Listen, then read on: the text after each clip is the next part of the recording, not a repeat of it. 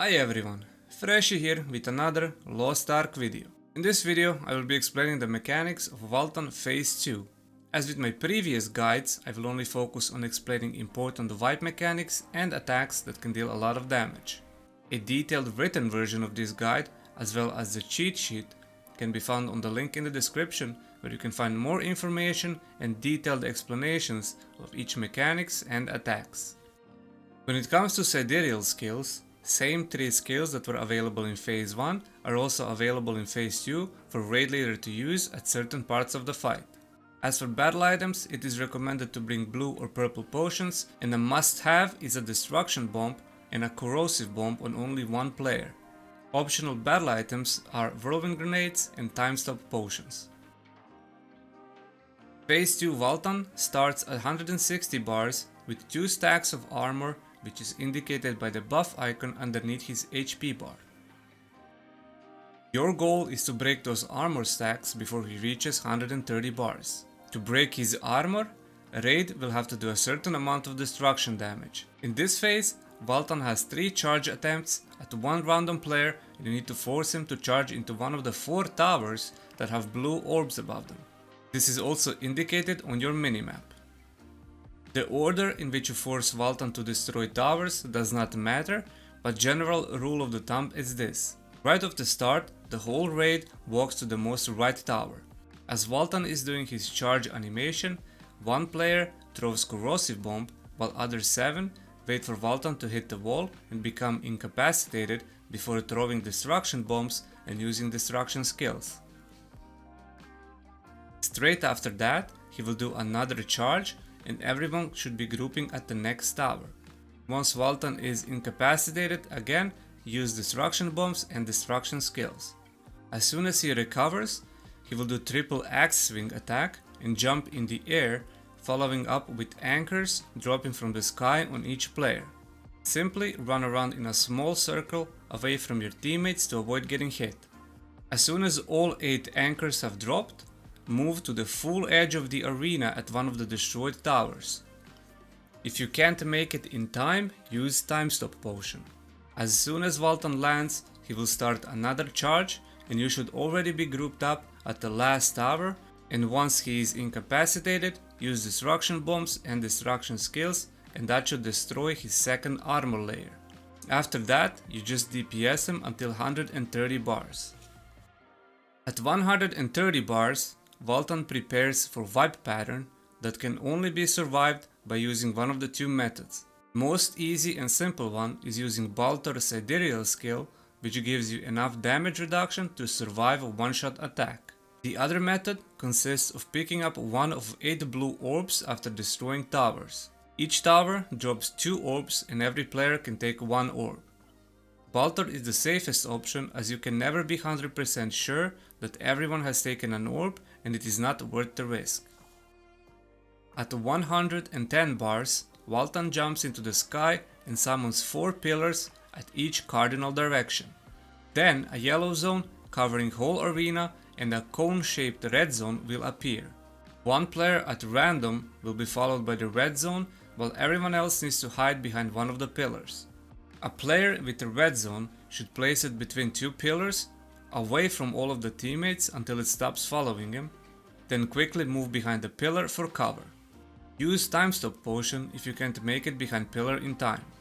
After Valtan lands, he will do another red zone cone shape attack on the same player but without the yellow zone. So everyone should be doing damage, while the player being followed should position on the opposite side of the group. Keep note that the pillars hit with the red zone will explode first, dealing massive damage, followed up by the other 2 that will explode straight after, so stay away from them. Between 80 and 85 bars, Valtan leaps into the air and destroys either left or right side of the arena, which is indicated by the red telegraph. Move to the opposite side, away from the destroyed area. Valtan then spins back to the center of the arena and summons 4 pillars. Simply hide behind one of the pillars to avoid damage from yellow AoE. After the yellow AoE attack, Valtan will put red cone-shaped zone on one of the players. Simply dodge away from the zone after it stops following you, while positioning on the opposite side of your group. The red zone will destroy 2 pillars that are hit first, followed up by destroying 2 on the opposite side, so make sure you move away from exploding pillars in time. At 65 bars, Valtan jumps to the center and stomps once on the ground that causes delayed explosion below each player. To avoid taking damage, group up few steps away from the center and dodge towards Valtan as soon as he stomps. After the cutscene, you will have to counter Valtan to stop him from performing one-shot skill. Easy way of knowing when to counter is counting to 3 as soon as the cutscene ends. Between 35 and 40 bars, Valtan leaps into the sky and destroys the other section of the arena. You will want to move to the edge on the opposite side and wait for him to spin back to the center.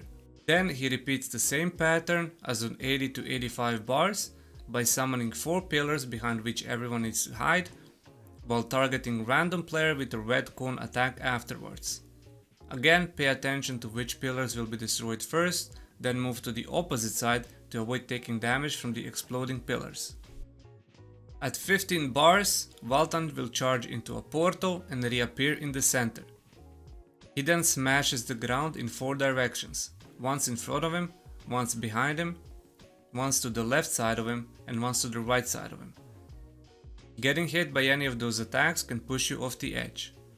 He will then pound the ground 5 times, dealing damage around the arena and finishing off with a smash that will have a save zone right where he was smashing as soon as he finishes. After that, 3 pillars will appear with yellow zone covering whole arena. Simply hide behind one of the pillars, and as soon as they start exploding, you need to move towards the 4th area without a pillar, as this will be the safe zone. Now, this whole method can be almost completely ignored by simply using Valtan's SIDEREAL skill to negate almost all of the damage. You should still focus on dodging some of the attacks, but most important is that you do not need to hide behind pillars if you activated Valtan. You can simply move to the safe zone without the pillar and just wait for the pillars to explode.